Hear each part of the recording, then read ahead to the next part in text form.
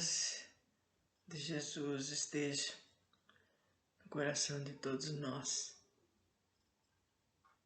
Continuando nossas leituras, nossos estudos a respeito dos médiuns, eu espero que esteja atingindo o objetivo, que é de esclarecer a todos nós, gente. Não pense vocês que é porque a gente lê, que a gente está nesse caminho, que a gente sabe tudo. Jamais. Existem coisas, muita coisa a ser sabido, a ser esclarecido, a ser ensinado. A influência moral do médium.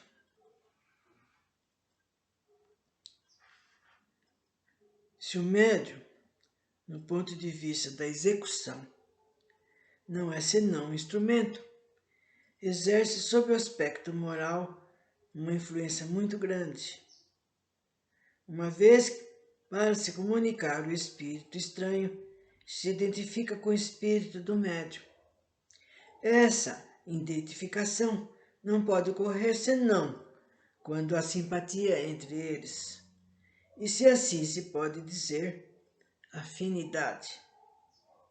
A alma exerce sobre o espírito estranho uma espécie de atração ou de repulsão, segundo o grau de sua semelhança ou dissemelhança.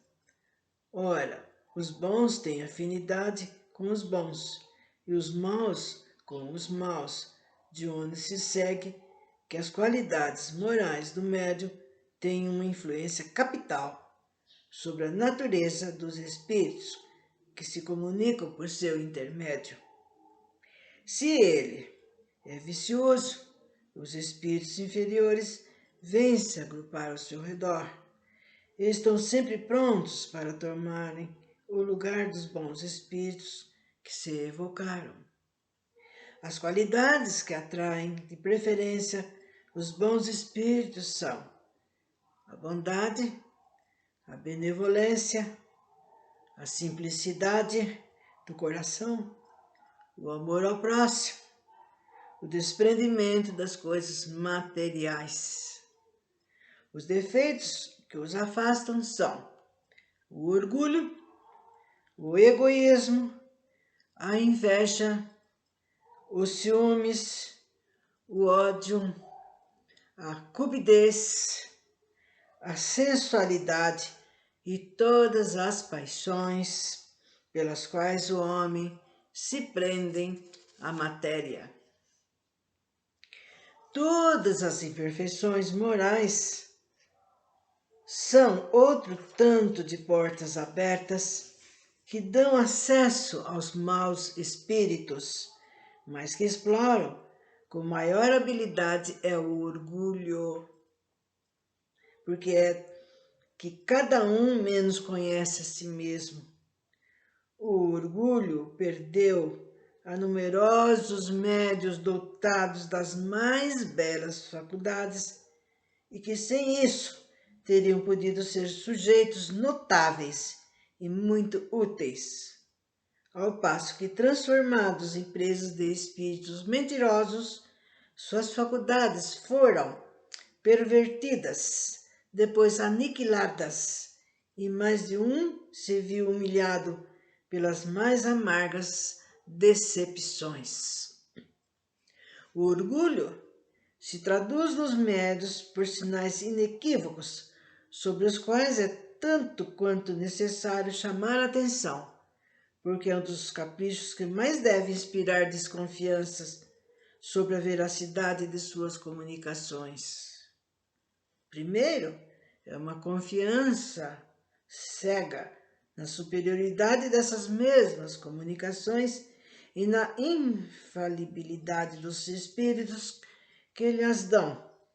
Daí, um certo desdém por tudo o que não vem deles, porque se crê o privilégio da verdade, o prestígio dos grandes nomes com os quais espíritos se adornam, que são tidos como protetores, lhes ofusca e com seu amor próprio sofreria em confessar que são vítimas. Recuso toda espécie de conselhos, evito mesmo e se afasto dos amigos que poderiam lhes abrir os olhos, se têm a condescendência de escutá-los. Não levo em nenhuma conta seus avisos, porque duvidar da superioridade de seu espírito é quase uma profanação. Melindram-se com menor contradição, com uma simples observação crítica, e algumas vezes chegam até a odiar as próprias pessoas que lhe fizeram favores. Graças a esse isolamento provocado pelos espíritos que não querem ser contraditores, esses terão condições favoráveis para entretê-los em suas ilusões, e desse modo os fazem facilmente tomar os maiores absurdos por coisas sublimes. Assim, confiança absoluta na superioridade do que obtém, desprezo daquilo que não vem deles, importância irrefletida atribuída aos grandes nomes, recusa de conselhos, tomar ao mal toda crítica de distanciamento daqueles que podem dar-lhe avisos desinteressados, crença na sua habilidade, malgrado sua falta de experiência. Tais são as características dos médiuns orgulhosos. É preciso convir também que o orgulho frequentemente é estimulado dos médiuns por aqueles que o cercam. Se tem faculdades um pouco transcendentais, é procurado e louvado. Crê-se indispensável e logo toma ares de suficiência e desdém quando presta seu concurso. Mais uma vez, nós lamentamos pelo elogio que demos a certos médiuns com objetivos de encorajá-los. Gente, vocês estão vendo como é difícil, quanta coisa. No nosso dia a dia a gente tem que olhar, nossa, será que estou errado nisso? Será que está saindo bem? Como eu procedi no trabalho? Como eu dei aquela palavra para aquele irmão? Será que estava certo? E assim a gente vai observando a gente. Não vamos achar que nós somos super-homens nem nada. Em nada nós somos, gente. Nós somos um serzinho que está levantando vagamente dia a dia.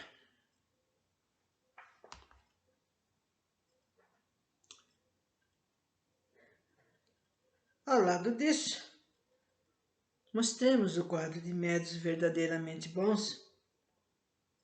Mostremos aquele em que se pode ter confiança.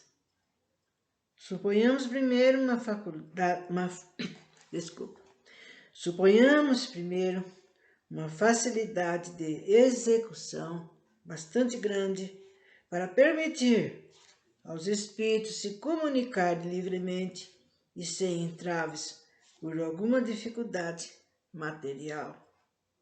Isto posto, o que mais importa considerar é a natureza dos espíritos que o assiste habitualmente, e para isso não é ao nome que devemos nos referir, mas à linguagem. Não se deve jamais perder de vista as simpatias que ele granjear entre os espíritos. Estarão em razão de que fará para afastar os maus. Persuadido de que sua faculdade é um dom que lhes é concedido para o bem, nunca procura dela se prevalecer, nem dela se faz qualquer mérito. Aceita as boas comunicações que lhe são feitas, como a graça, da qual deve se esforçar para tornar-se digno, por sua bondade, por sua benevolência, por sua modéstia. O primeiro se orgulha de suas relações com os espíritos superiores, este se humilha porque se crê sempre abaixo desse favor.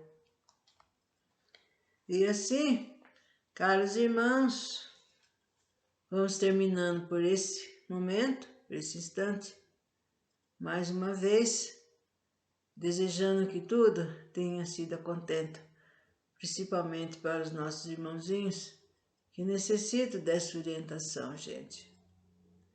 Porque eu não vou falar a verdade, muitas vezes elas não são dadas nos próprios trabalhos, né, de lugares de trabalhos, né?